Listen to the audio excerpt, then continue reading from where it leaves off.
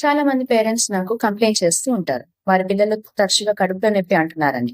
ఎలాంటి కారణాల వల్ల కడుపులో నొప్పి వస్తుందనే దాని గురించి ఇవాళ మనం తెలుసుకుందాం. నేను మీ డాక్టర్ కృష్ణకుమారి, పీడియాట్రిషియన్. పిల్లలు కడుపులో నొప్పి అన్న వెంటనే మీరు చూసుకోవాల్సిన 5 కారణాలు ఇవే. మొదటిది మలబద్ధకం లేదా కాన్స్టిపేషన్. పిల్లలు మోషన్ హార్డ్ గా వెళ్ళడం, లేకపోతే మోషన్ వెళ్ళి 3-4 రోజులు అవ్వడం ఉన్నప్పుడు కాన్స్టిపేషన్ అనే దాని వల్ల కడుపులో నొప్పి రావచ్చు. రెండోది గ్యాస్ కానీ ఎసిడిటీ కానీ. బయట జంక్ ఫుడ్స్ ఎక్కువ తినడం వల్ల కానీ, లేకపోతే మైదా ఎక్కువ ఉన్న ఫుడ్, బ్రెడ్, రస్క్, బిస్కెట్ లాంటివి తినడం వల్ల కానీ. మూడోది ఇన్ఫెక్షన్లు. ఎలాంటి ఇన్ఫెక్షన్లో అయినా కడుపులో నొప్పి తరచుగా చూస్తూ ఉంటాం. నాలుగోది వర్మ్ ఇన్ఫెస్టేషన్. పొట్టలో నులుపురుగుల వల్ల కడుపులో నొప్పి రావచ్చు.